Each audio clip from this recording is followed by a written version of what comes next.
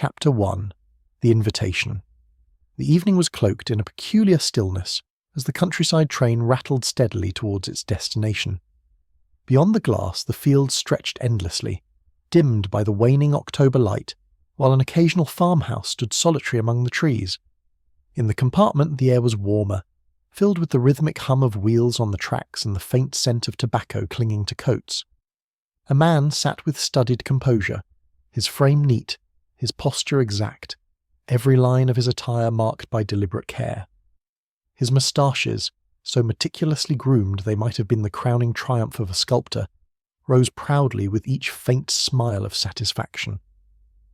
Beside him lounged another, broader of shoulder, fair-haired, with a good-natured but puzzled air.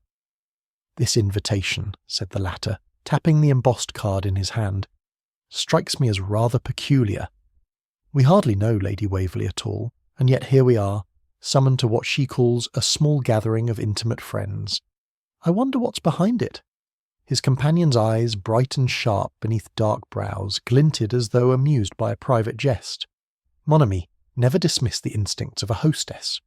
She arranges her company as carefully as she arranges her flowers. There will be a reason you and I are among her chosen few. Perhaps the reason is trivial, perhaps not. But surely, the fair-haired man protested, it's nothing more than a country dinner, a bit of music, and talk of the hunting season. That sort of thing. The moustaches twitched upward once more. I doubt it. You English, you hide your passions beneath the politeness. Yet in the drawing-rooms of your country houses there are dramas worthy of the theatre.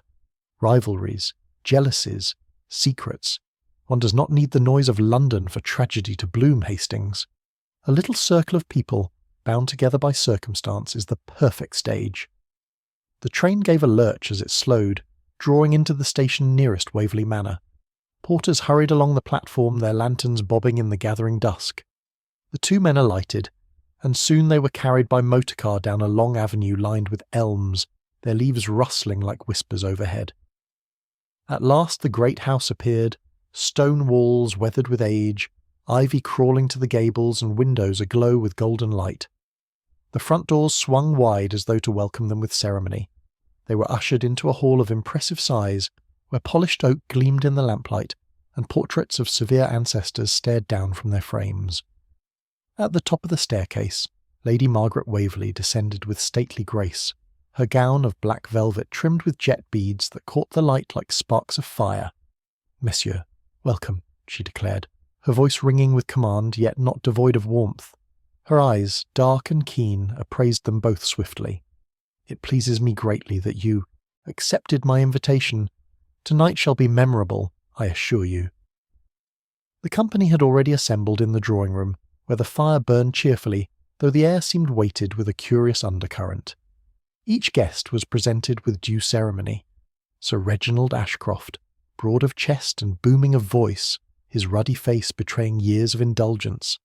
Miss Violet Green, Lady Waverley's ward, a slim girl of delicate beauty whose pale gown suited her anxious manner. Doctor Charles Elwood, the local physician, whose spectacles could not soften the sharpness of his expression. Mrs. Helena Markham, a widow of considerable means and taste for society, whose laughter rang a note too shrill, and finally Mr. Leonard Phelps, an art dealer from London, a man whose eyes missed little, and whose fingers seemed ever restless, as if assessing the worth of everything they touched. Polite words were exchanged, but it was not until Lady Waverley lifted the lid of a velvet case upon the table that the true reason for the gathering revealed itself. The object within commanded instant attention, a necklace of rubies, each stone glowing with a deep inner fire set in delicate gold. "The Waverley rubies," Lady Margaret announced with quiet pride, "for years believed lost, now restored to their rightful place. My family's greatest treasure." The company pressed nearer, admiration mingling with avarice in their glances. Sir Reginald let out a hearty exclamation. "By Jove, Margaret, those are worth a king's ransom!" Mrs. Markham's eyes sparkled as she leaned closer. "Magnificent! One could almost believe there is magic in them." The young ward, Miss Violet, remained a little apart, her hands clasped tightly, her gaze darting uneasily from face to face. Dr. Elwood sniffed in disapproval, muttering something about ostentation, while Mr. Phelps bent low, his breath quick with eagerness, as though appraising a canvas of the old masters. The neat little man with the moustaches studied the necklace silently. At last he murmured, "Rubies, the stones of passion, of blood, of fire. Beautiful, yes, but such beauty carries danger. Where jewels go, so too does misfortune often follow." Lady Waverley laughed lightly, yet her hand moved unconsciously to touch the pin of ruby at her own breast. "Surely, monsieur, you do not believe misfortune can reach us here?" The fire crackled. The jewels glowed. And in the silence that followed, the faint October wind rattled against the tall windows as if in subtle warning. Chapter 2. The Crime. The long dining table gleamed beneath a canopy of candlelight, silver cutlery and crystal glasses casting fractured sparks upon the damask cloth. Conversation rose and fell with the measured rhythm of civility, punctuated by Sir Reginald's booming laughter and Mrs. Markham's shrill notes of amusement. The courses were elaborate, each dish paraded with ceremony, though Poirot's keen eyes lingered less on them, fair than upon the faces of those assembled.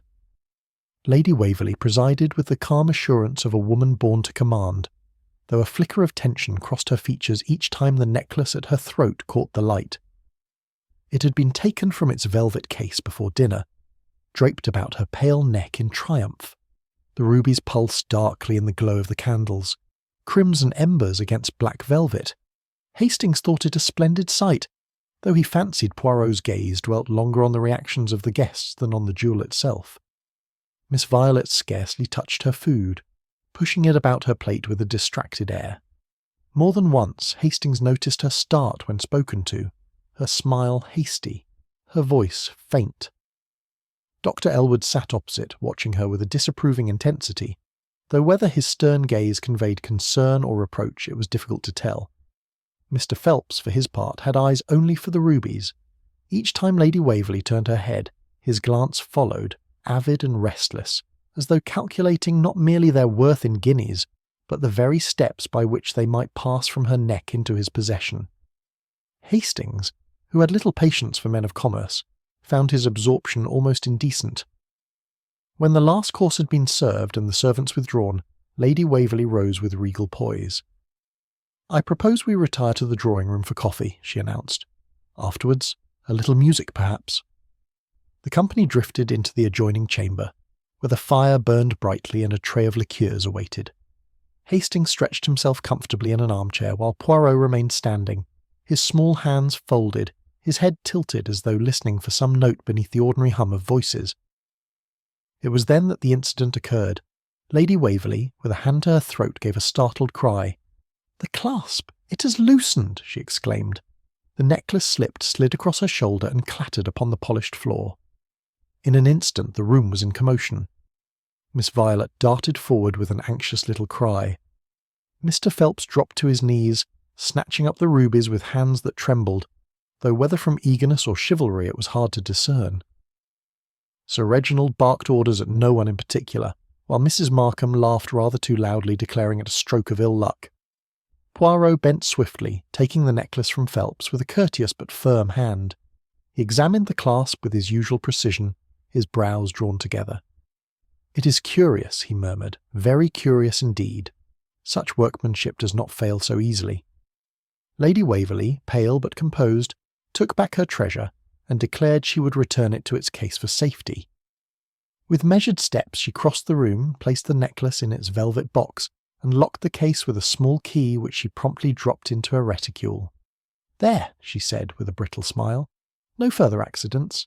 Tonight the company endeavoured to resume its gaiety, yet the moment had unsettled the harmony of the evening. Even Sir Reginald, who boomed once more of India and the Punjab, seemed louder than before, as though compensating for an unease he would never admit. At length the hour grew late, and guests began to drift towards their chambers. Hastings, drowsy with wine and the comfort of the fire, retired reluctantly, but Poirot lingered in the hall, his eyes straying once again to the locked case upon the side table. Morning brought the storm. The household was roused by a cry so piercing it seemed to shake the very rafters. Servants rushed from all directions, and Hastings, startled from slumber, found himself stumbling into the corridor. He encountered Lady Waverley, her face ashen, her hands clutching the empty velvet case. "The rubies!" she gasped. "They are gone! Stolen in the night!" The company gathered swiftly in the drawing-room. Sir Reginald swore violently. Mrs. Markham wrung her hands with theatrical despair. Dr. Elwood demanded that the police be summoned at once. Miss Violet stood very still, her eyes wide and unblinking, while Mr. Phelps stammered that such a thing was unthinkable, outrageous, impossible. Poirot alone seemed calm. He surveyed the assembly with a grave expression, his hands clasped behind his back. "Monsieur, Mesdames," he said softly, "the rubies are gone, yes. But more than that, there is something else, something infinitely graver. I fear it is not merely theft we face." There was a sudden movement near the window. A maid, pale as death, pointed with a trembling finger. "There, sir, there is blood." All eyes turned to the French windows where faint droplets marked the floorboards, leading out into the garden. The silence that followed was heavy, oppressive. Then from the terrace beyond came the discovery that froze the company in horror. Beneath the yew hedge lay the crumpled figure of a man, face down, motionless, a dark stain spreading across his shirt. It was Leonard Phelps, the art dealer, and he was quite dead. Chapter 3. The Arrival. The autumn air was chill and damp as the village constable, stout of figure and somewhat bewildered by the gravity of the scene, shuffled about the garden. His notebook trembled in his hands as he jotted half-legible remarks, casting nervous glances at the lifeless form of Leonard Phelps stretched beneath the hedge. Already the dew had gathered upon the dead man's hair, lending it a spectral glisten. The household stood in varying states of shock. Lady Waverley, though pale, maintained her composure with a dignity that was almost regal. Miss Violet, however, seemed on the verge of collapse, clutching the arm of a chair in the drawing-room as though it alone held her upright. Sir Reginald stormed about furiously, declaring it an outrage and swearing vengeance on the villain responsible. Mrs. Markham dabbed at her eyes with a lace handkerchief, though Hastings thought her tears suspiciously devoid of moisture. Poirot, his expression unreadable, moved with measured calm between the garden and the room. His small, precise steps gave no indication of haste, but his eyes missed nothing. The droplets of blood upon the terrace, the disturbed gravel by the hedge, the broken twig that marked some hasty passage. By the time Inspector Graves from the county police arrived, a tall, weary-looking man with lines etched deep about his mouth, the scene had acquired the tension of a theatre awaiting the opening act. The inspector, brusque and practical, listened to the constable's halting account, then turned to the assembled guests. "I shall require statements from each of you," he declared, "and until this matter is clarified, no one is to leave Waverley Manor." Sir Reginald bristled. "Are we to be treated like criminals, sir?" "Like witnesses," Graves corrected shortly, "until I know whether we deal with theft alone or with murder." Poirot stepped forward then, his neat form commanding attention without effort. "It is murder, Inspector. There can be no doubt. Observe the wound. Sharp, precise, and fatal. The weapon, a blade of no great size, perhaps a knife, was driven directly into the heart.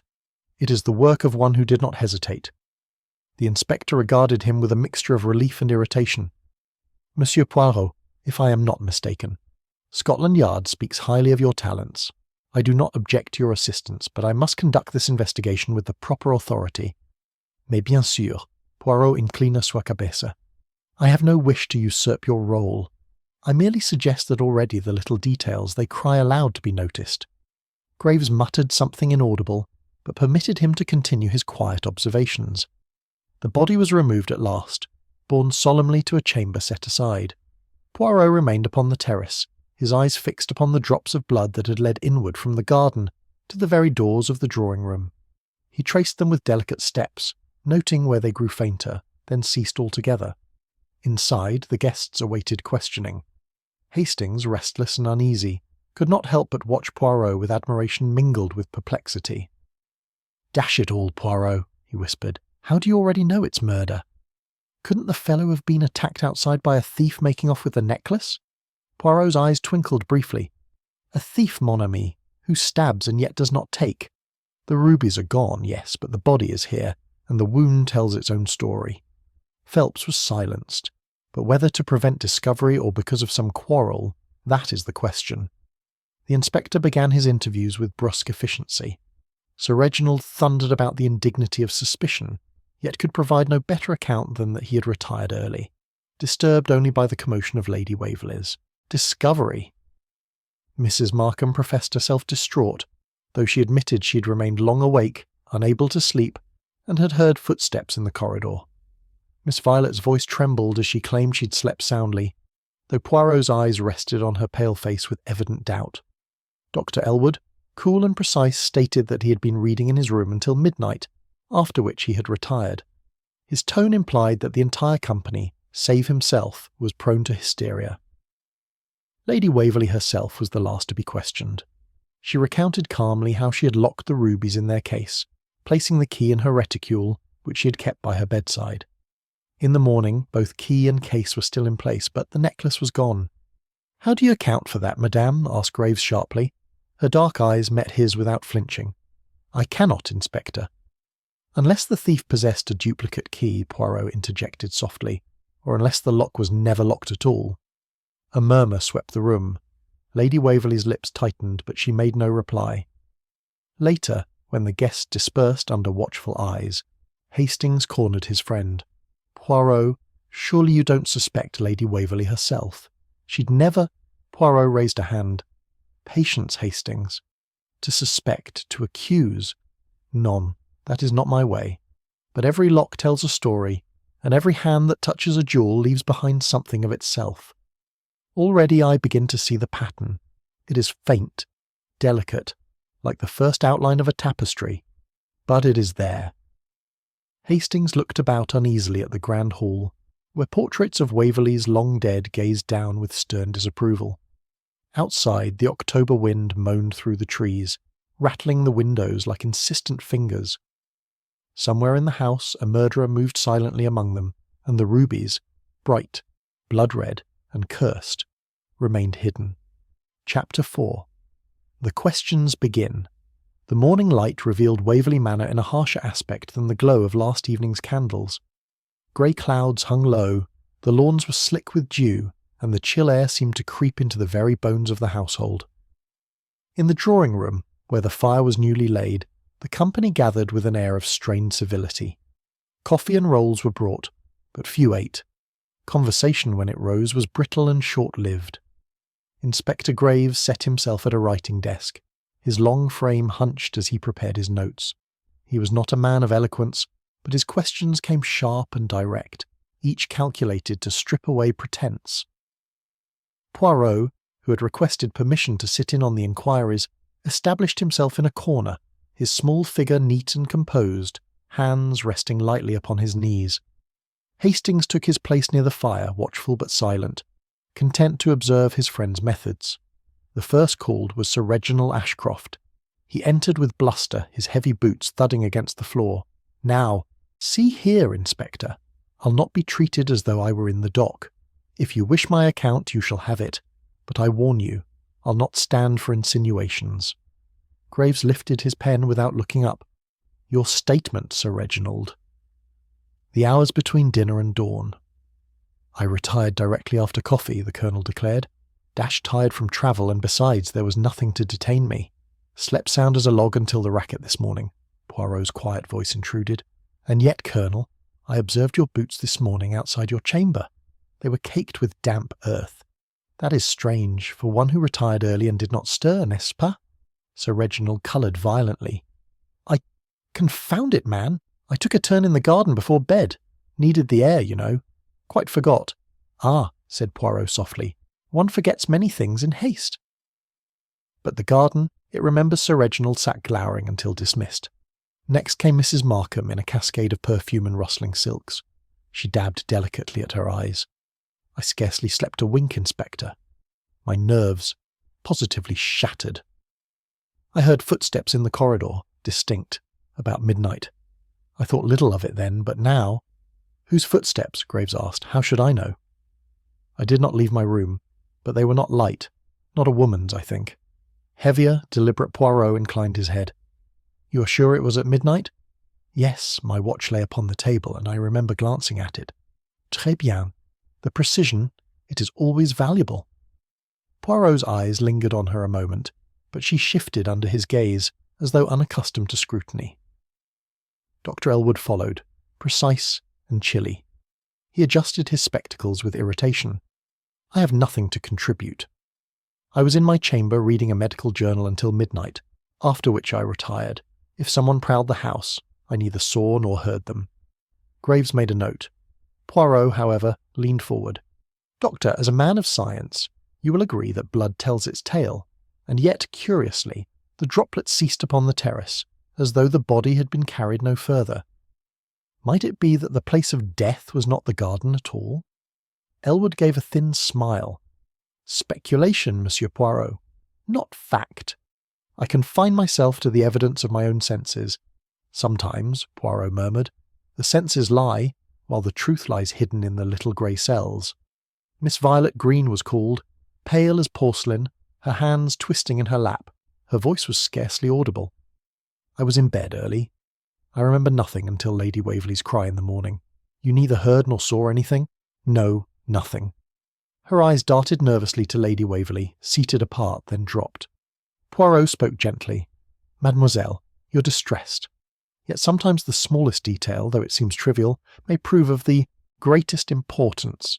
Did you notice anything unusual?" Her lips trembled. "Only that Mr. Phelps spoke to me after dinner. He seemed troubled. He asked if I knew whether Lady Waverley had truly restored the rubies from their hiding place.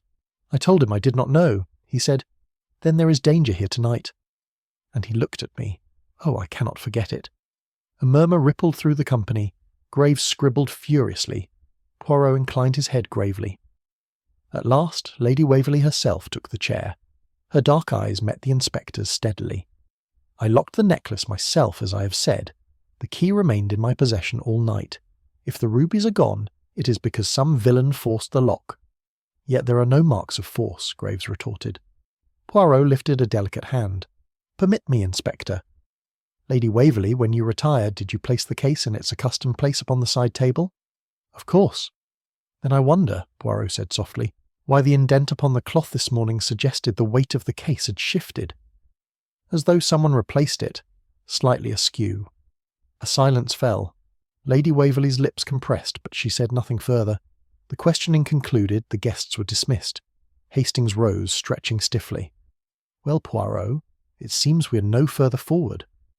"Everyone has a story, but none to explain how Phelps came to grief." Poirot's eyes gleamed. "On the contrary, Hastings, we advance greatly. Each account it is like a thread. Alone, it seems nothing. But together, they weave the beginning of a pattern. And already, I see there are knots where the threads do not lie smoothly. Soon, mon ami, the tapestry will reveal its picture." Hastings sighed, baffled.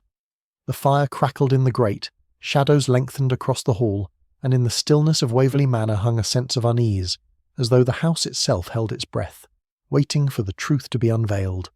Chapter 5. The Red Herrings. The afternoon at Waverley Manor passed beneath a cloud of suspicion. The inspector, diligent though somewhat unimaginative, had taken Sir Reginald's muddy boots as the most damning sign yet. He spoke of them often, pacing the length of the drawing-room with the air of a man who believes his quarry nearly in hand. "Mark my words," he declared, slapping his notebook shut. "The Colonel's jaunt in the garden ties him directly to the scene. Blood upon the terrace, the body discovered a mere stone's throw from where he admits to walking. What further proof is needed?" Sir Reginald puffed out his chest, his ruddy face aflame with indignation. "Rot, sir. I tell you, I walked in the garden for air, yes, but I never clapped eyes on Phelps after dinner. If you think I'd stoop to stabbing a fellow guest like some cutthroat in a back alley, you're off your head." Mrs. Markham, fluttering her lace handkerchief, murmured, "But the footsteps I heard, Inspector, they were heavy." "They could very well have been yours, Sir Reginald, madam," thundered the Colonel, nearly upsetting a side table. "Are you accusing me outright?" "By heaven, if I were 20 years younger—" "Gently, gently," Poirot interposed, raising his small, immaculate hand. "We must not let the emotions. They run away with us." "Let us rather employ reason, n'est-ce pas?" The inspector gave a short laugh. "Reason points squarely at the Colonel." Motive, means, and opportunity. Poirot's eyes gleamed. Motives, Inspector, are like the leaves in autumn. They fall in plenty. Colonel Ashcroft may have had the opportunity, yes, but does he have the psychology? To strike swiftly, without hesitation, with such precision, does this fit the man who blusters, who forgets to clean his boots, who roars with indignation at every slight? The colonel for once seemed almost grateful, though he muttered something about foreigners and their damned psychology. Hastings, listening, found himself uncertain. To his soldier's mind, Sir Reginald might easily have driven a knife with deadly effect, yet Poirot's words planted doubt. After all, the colonel was not a subtle man. His temper was as blunt as his speech. Attention then turned to Miss Violet. Though frail and anxious, she could not escape notice. Lady Waverley kept her close, one hand protectively upon her shoulder, yet Poirot's questioning gaze seemed to weigh heavily upon her. "Tell me, mademoiselle," he said gently, "why did Mr. Phelps confide in you? Of all the company, he chose you to warn. Why?" Her lips trembled. "I do not know. Perhaps because I am young and he thought me harmless." Poirot shook his head. No. There was something more. Did he trust you, or did he pity you?" Her eyes filled suddenly with tears. "He frightened me, Monsieur Poirot. He said the rubies would bring death. He said someone in this house would kill for them." The room stirred with unease. Lady Waverley's face hardened. "My ward is overwrought. She repeats words she scarcely understood. We must not make too much of it." Yet Poirot's gaze lingered on Violet a moment longer, as though filing away a truth not yet ready to be spoken. The inspector, impatient of such subtleties, pressed on with his case against the colonel. Servants were called, their testimony gathered. One footman swore he had seen a figure pass into the garden near midnight. A tall man, broad of shoulder. Sir Reginald fit the description. By evening, it seemed inevitable that the colonel would be taken into custody. Graves prepared the necessary papers, satisfied that his duty was clear, but Poirot, standing by the fire with his head inclined, addressed him quietly. "Inspector, forgive me. But before you place the handcuffs upon a man, reflect a little. The rubies are still missing, are they not? Does it make sense that the thief-murderer abandons the treasure, risks discovery, and leaves the body so near? Non, it is too crude, too obvious." "You mean to say," Graves demanded, "that the evidence points too directly?" Poirot smiled faintly. "Exactly so. When the path is straight, Inspector, it is often because someone has swept away the footprints that told the true story." Graves frowned, unconvinced. But Hastings, though more muddled than ever, felt a spark of hope. For if Poirot doubted the case against the colonel, then surely matters were more complex than the inspector believed. As the company retired once more, unease hung heavier than before. Whispers echoed in the passages. Doors were locked, windows latched, as though the murderer might strike again at any hour. And in his small chamber, Poirot arranged his toiletries with meticulous care, sat back and murmured to himself, "The red herrings. They are plentiful tonight. But soon the true fish will reveal itself." Chapter 6. A Clue in Detail. The following morning broke with a mist that clung low over the lawns, veiling the house in a shroud of white. Hastings descended the staircase to find Poirot already seated in the breakfast-room, sipping chocolate and examining with delicate fingers a small object laid upon a napkin. "What have you there, Poirot?" Hastings asked, still heavy-eyed from a restless night. Poirot lifted the object with care, a single cufflink, gold, set with a tiny crest. "It was found near the terrace, mon ami, where the bloodstains ended. Our inspector, he overlooked it. To his mind, perhaps it was nothing, but to me, it is everything." Hastings frowned. "But surely a gentleman might easily drop such a thing." Poirot's moustaches twitched. "Yes, but gentlemen do not leave half their attire scattered without noticing. A cufflink lost, and yet no one this morning cries out at the absence. That is strange, Hastings. It is as though its owner dares not admit the loss." Before Hastings could reply, Lady Waverley entered. Though composed, her eyes bore shadows, as though sleep had been denied her. She greeted them coolly, then seated herself with measured grace. Poirot, with courtesy, replaced the cufflink in his pocket, saying nothing.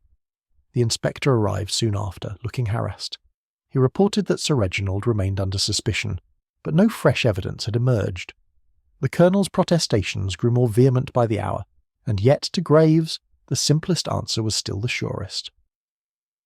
Poirot demurred politely. The simple answer, Inspector, is often the one contrived to mislead. We must examine the details, the little things which seem too trivial for notice. He rose, leading Hastings onto the terrace. There he pointed to the gravel, still faintly disturbed. See, Hastings?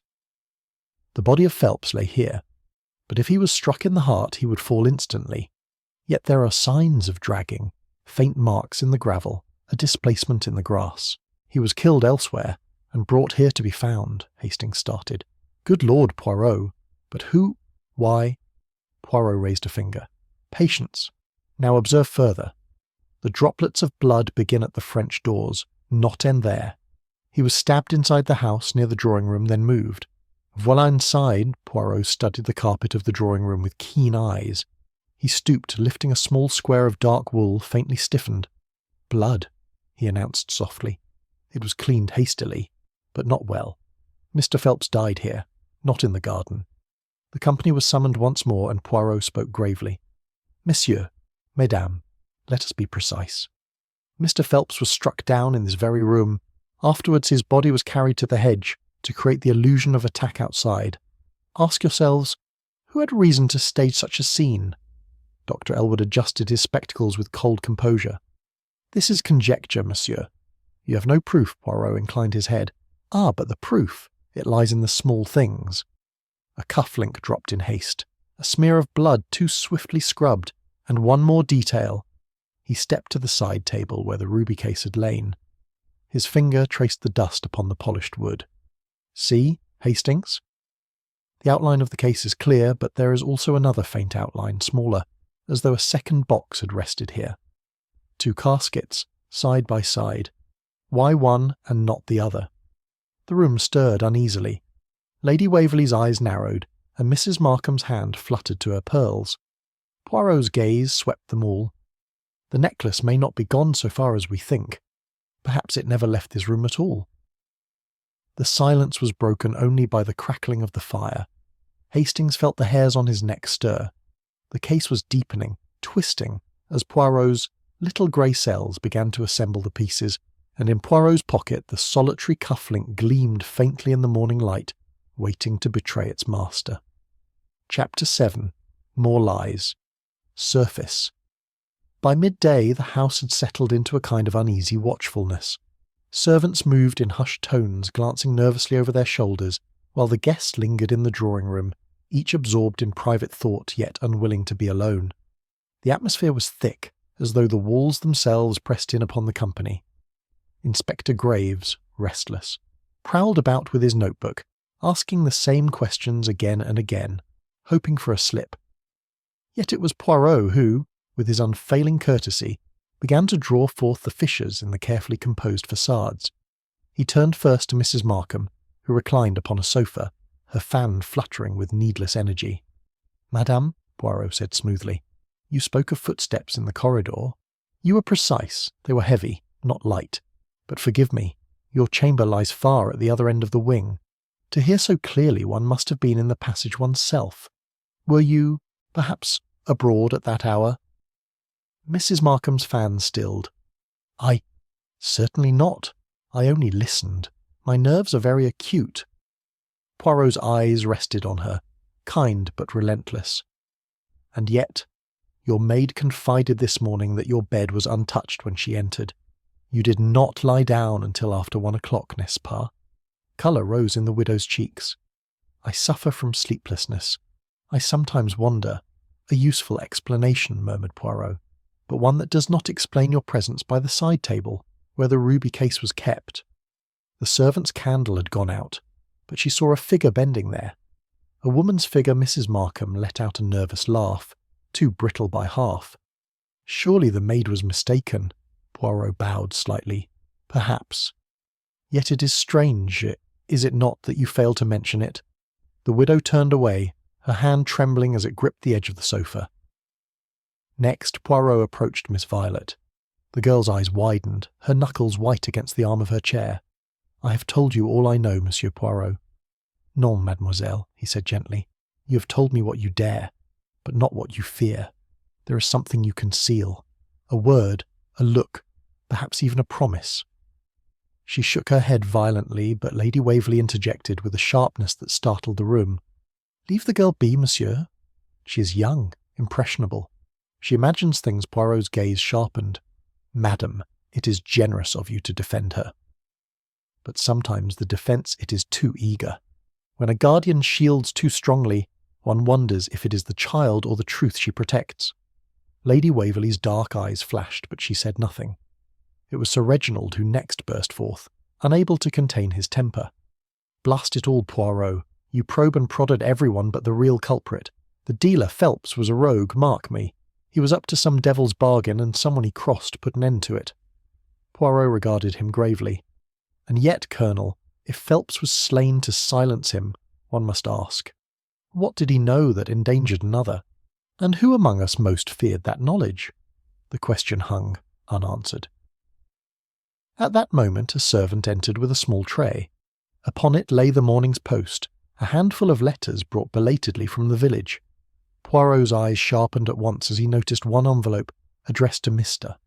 Leonard Phelps, bearing the London postmark. He lifted it delicately. Curious. A letter for the dead man. "May I, Inspector?" Graves, frowning, gave a curt nod. Poirot broke the seal with careful fingers and unfolded the sheet. His eyes ran swiftly over the words, then narrowed. "It is from a jeweller in Bond Street," he announced. "It speaks of a necklace ruby, and remarks that the stones are of doubtful provenance, perhaps of inferior quality or even altered." A stir ran through the company. Lady Waverley's lips pressed thin. "You see," Poirot continued, "Phelps had knowledge that could ruin the proud boast of the Waverley rubies. If he meant to speak, if he hinted as much last night, then indeed he signed his own death warrant. The silence was thick, oppressive. Hastings felt his heart quicken. The jewels, the pride of the family, might be worthless, a deception." Poirot folded the letter, his gaze sweeping the room. "So you see, mes amis, the lies, they multiply. Some lie to protect a name, some to protect a fortune, and one has lied to cover murder." No one spoke. The fire hissed softly, and beyond the windows the mist clung closer to the house, wrapping it in secrecy. Chapter 8. The emotional turning point. The air in Waverley Manor had grown heavy, as though the very walls absorbed the tension of its inhabitants. No one ventured far from the drawing-room. Conversation was subdued, broken by long silences. Even the servants, usually brisk and discreet, moved with hesitant steps, glancing often towards Poirot, who seemed to command the house by presence alone. It was during this uneasy afternoon that Poirot, with Inspector Graves' reluctant permission, requested that the company assemble once more. The guests took their places, each with an air of resignation, though beneath the composure flickered unrest. Lady Waverley stood at the mantel, her dark gown severe against the pale marble. Sir Reginald stalked about like a caged beast. Mrs. Markham fanned herself with exaggerated languor. Dr. Elwood sat rigid, his hands folded, his eyes cold. Miss Violet, pale and slight, slipped into a chair near the fire, her fingers twisting ceaselessly in her lap. Poirot began softly, his tone almost conversational. "We have spoken much of facts, of bloodstains, of locks and keys, of footsteps in corridors. Yet facts alone, they do not kill. It is emotion, mes amis, that strikes the blow. Jealousy, greed, fear, these are the true weapons." His eyes rested on Mrs. Markham. "You, madame, wandered the halls at night. Why conceal it? Were you drawn to the rubies, perhaps to assure yourself of their safety, or their value?" The widow's fan fluttered violently. I was restless, nothing more. To imply otherwise is monstrous." Poirot's moustaches twitched. "Monstrous, perhaps. But you were not alone in your wanderings. There were others." His gaze moved to Sir Reginald, whose ruddy complexion deepened. "You walked in the garden, yes. But did you also meet someone upon the terrace? Someone who lured Phelps outside?" The Colonel swore furiously. "I'll not answer to insinuations. Blast your impertinence." "Then perhaps, Doctor—" "Elwood will answer," Poirot continued serenely. "For you, Doctor, had more than one reason to silence Phelps. He had knowledge not only of the necklace's flaws, but of your dealings with him, your debts." Elwood's lips tightened, but he made no reply. The room grew taut, like a wire, stretched to breaking. Then, quite suddenly, Miss Violet gave a strangled cry. All eyes turned as she rose unsteadily, her hands pressed to her temples. "I cannot bear it," she sobbed. "It was I who spoke with Mr. Phelps. He said dreadful things. He frightened me. He said Lady Waverley had deceived us all, that the rubies were not the treasure we believed. He begged me to leave the house before harm came, and I told Lady Waverley everything." A gasp broke from the company. Lady Waverley's hand flew to her breast. "Violet, how dare you?" But the girl pressed on, her voice rising in desperation. "It is true. You have always said the rubies were our pride, our legacy." But Phelps knew they were altered, that their worth was gone. "You feared exposure, feared ruin. You—" Her words broke into sobs. She collapsed into a chair, her shoulders shaking. The silence was profound. Hastings felt his heart hammer. Could it be true? Could Lady Waverley herself, so commanding, so proud, have stooped to murder for the sake of her family's name? Poirot alone remained calm. He stepped gently to Violet's side, laying a hand upon her trembling shoulder. "Courage, mademoiselle. You have spoken bravely. The truth once uttered has power." Lady Waverley straightened, her voice ringing cold. "This is madness. The girl is overwrought, unwell. I have nothing to fear from these wild fancies." Poirot's eyes gleamed. "Perhaps. Yet already the mask begins to slip. One lie leads to another until even the strongest will falters beneath its weight." Inspector Graves, seizing the moment, demanded sharply, "Lady Waverley, did you confront Phelps last night? Did you quarrel?" She raised her chin. "I did not. He came to me earlier in the evening, yes, with some insinuation about the necklace. I dismissed him with the contempt he deserved. That is all." But her hand trembled as she lifted a glass. Poirot, ever watchful, saw it. The room held its breath. A secret had been torn open, a barrier broken, and though the murderer had not yet been named, the circle had tightened, and the truth drew nearer. Poirot's voice, soft yet implacable, concluded the meeting. "The emotional storm is broken, mes amis. Soon we shall see clearly who killed for the rubies, and why Chapter 9, the trap night descended early, as it often does in October, the mist rolling back across the lawns of Waverley Manor like a shroud." Within, the great house seemed curiously still, as though it too awaited the denouement. Poirot had requested that no guest depart, no servant slip away, until he had spoken once more with the company together. Hastings, though bewildered, felt the familiar prickle of anticipation. He had seen this before. Poirot, with his enigmatic calm, biding his time until the moment arrived when he would spring the trap. At precisely 8 o'clock, the household gathered in the drawing-room. The fire blazed, but the atmosphere was chill. The guests arranged uneasily in a semicircle. Lady Waverley, erect and imperious, sat nearest the mantel. Miss Violet hovered beside her, pale and subdued. Sir Reginald stood with arms folded, glaring like a bull denied its charge. Mrs. Markham fluttered her handkerchief while Dr. Elwood adjusted his spectacles with ostentatious patience. Poirot, neat and composed, took his place before them, his eyes alight with that peculiar gleam Hastings had come to know as the herald of revelation.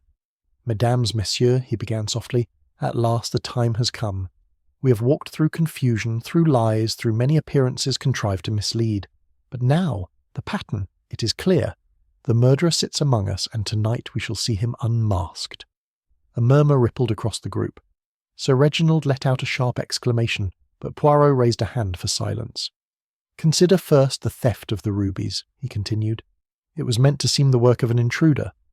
The case locked, the body outside, it suggested a thief from beyond. Yet no stranger entered this house. The crime was born within these walls." He stepped lightly to the side table, his finger tracing its polished surface. The case was not forced. The lock was not broken, therefore the key was used, or the clasp never truly fastened. "Lady Waverley, you insist you locked it, but evidence suggests otherwise. The indent shifted, the case replaced askew. Someone tampered with it after you retired." Lady Waverley's lips tightened. "You dare accuse—" Poirot raised his hand again. "Patience. We must be methodical. Who among us had the chance? Mrs. Markham, you wandered the corridors. You were seen bending near the side table, yet you did not take the necklace. Why? Because you feared to be caught. Your interest was curiosity, not crime. Mrs. Markham gave a gasp, but Poirot had already turned to Sir Reginald. You, Colonel, walked the garden. Your boots betrayed you. But you are too blunt a man, too hasty. You do not stage elaborate scenes with dragged bodies and planted clues. No, you are the red herring, painted boldly to draw suspicion, Sir Reginald muttered angrily, but Hastings noted a flicker of relief beneath his bluster. Poirot moved on.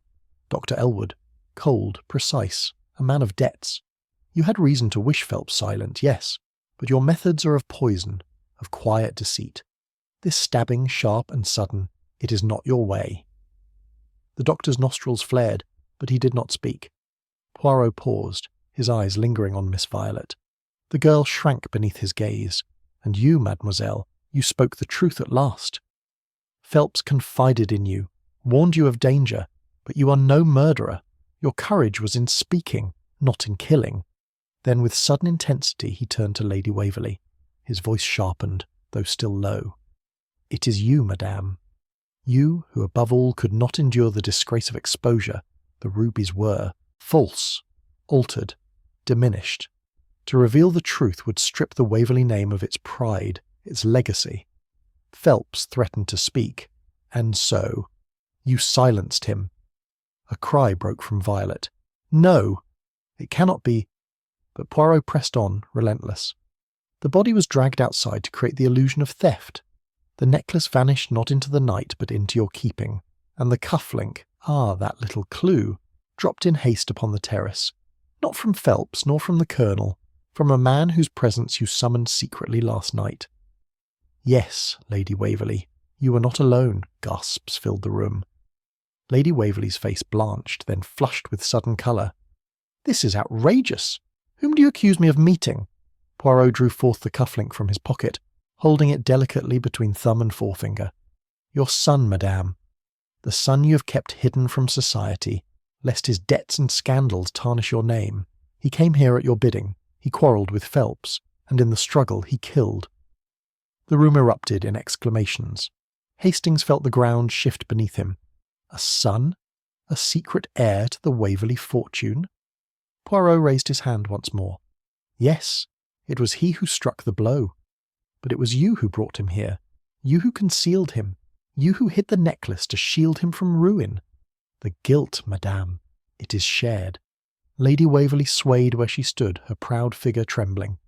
Violet gave a cry and rushed to her side, but Lady Waverley shook her off, her eyes fixed upon Poirot with a mixture of fury and despair. You presume too much, monsieur, she said hoarsely.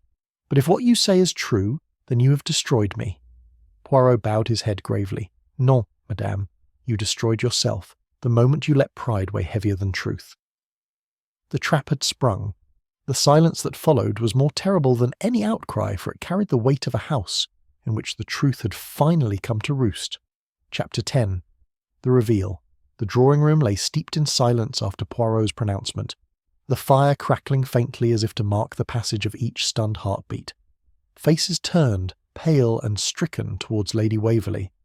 Her proud head was bowed, her gloved hand pressed tightly to the mantelpiece, as though to steady herself against the weight of exposure. Inspector Graves, his notebook forgotten in his hand, was the first to break the stillness. Is this true, madam? You harboured a man here in secret. Your own son? Her lips moved soundlessly for a moment before words emerged, low and strained. Yes, he is my son, Henry, my shame and my sorrow.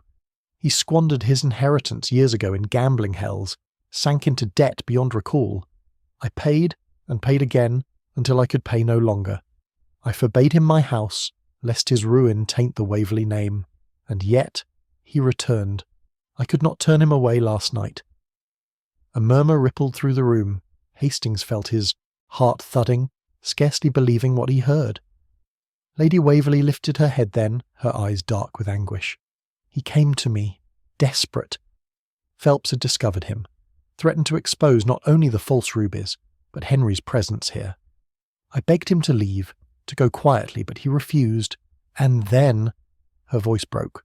Poirot's voice filled the pause, quiet but inexorable. And then there was a quarrel. Words turned to struggle. In anger, Henry struck, and Phelps fell. Lady Waverley gave a shuddering breath. He did not mean it. It was a moment of madness, but when I saw Phelps dead upon the carpet, I knew the truth would be my family's undoing. I told Henry to flee the house at once. I dragged the body to the terrace, hoping it would be taken for theft. I hid the necklace myself to make it seem stolen, all to shield my son.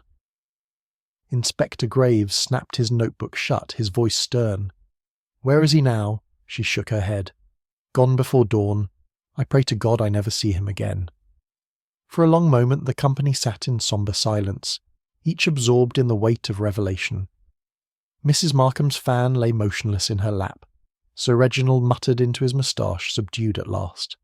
Dr. Elwood's lips curved into a thin, cold line of satisfaction, as though vindicated in his scepticism. Miss Violet wept silently. Her pale face turned away. Hastings, overwhelmed, whispered, "Poirot, how could you know? How could you see what none of us guessed?" Poirot turned his calm gaze upon him. "Because, mon ami, the details, they speak, if one listens. The cufflink bespoke a man unknown to us. The blood upon the carpet, the case replaced askew, the necklace not truly gone, all these were the signs. But more than that, it was psychology. Lady Waverley is proud, fiercely protective of her name. To imagine her complicit in theft was absurd, but to shield her own flesh and blood? Ah! That I could believe." He paused, his eyes softening. In the end, it was not greed alone that killed, but pride. The pride of a family name and the fear of disgrace. Graves straightened, clearing his throat. "Madam, you understand I must make my report. Your son must be found. You may also answer for your part in concealing the crime." Lady Waverley inclined her head with tragic dignity. "Do what you must, Inspector. My name is ruined already." Poirot sighed, a faint sadness in his voice. "Not ruined, madame. Merely unmasked. There is a difference.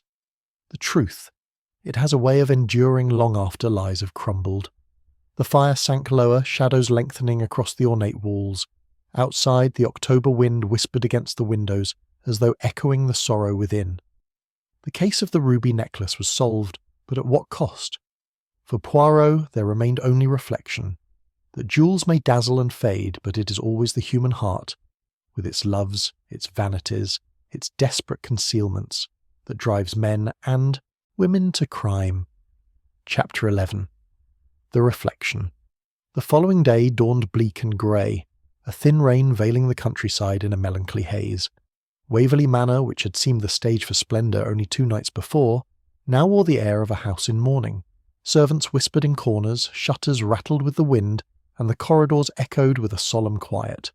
Poirot, immaculate as ever, descended the staircase with measured tread.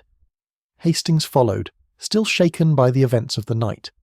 He found his friend seated in the morning room, arranging his breakfast with fastidious care, rolls trimmed of crust, chocolate poured precisely to the brim, a single egg tapped delicately. Hastings could scarcely contain himself. "I must say, Poirot, the whole affair was astonishing. To think of Lady Waverley concealing her son here under our noses, and of Phelps, poor devil, stumbling on the truth. No wonder the matter ended in tragedy." Poirot inclined his head gravely. "Yes, mon ami, and yet, remember, it was not the rubies themselves that killed, but the passions they stirred. Pride, fear, desperation. These are more dangerous than any blade." He lifted his cup, sipping thoughtfully. The necklace, once thought the crowning glory of the Waverley name, proved a deception. But even had the stones been real, still they would have brought misfortune. It is always thus, Hastings. Jewels, money, power, they inflame the weaknesses of the heart. Hastings frowned. But surely Lady Waverley loved her son. Was she not only protecting him, as any mother might? Poirot's moustaches quivered. "Oui, you're right, love was there, but it was a love entangled with pride. She did not shield her son merely from the law. She shielded herself from scandal.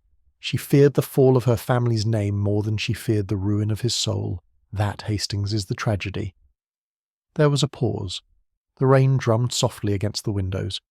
Poirot set down his cup and folded his hands, his eyes far away. One day, perhaps, the world will learn that truth, however bitter, is less dangerous than concealment. Lies are like weeds. They spread, they choke, and at last they strangle even those who plant them. A knock at the door interrupted them. Inspector Graves entered, weary but resolute. "I've wired to London. Men are watching the ports and the trains. We shall find the boy in time." Poirot inclined his head. "I wish you success, Inspector.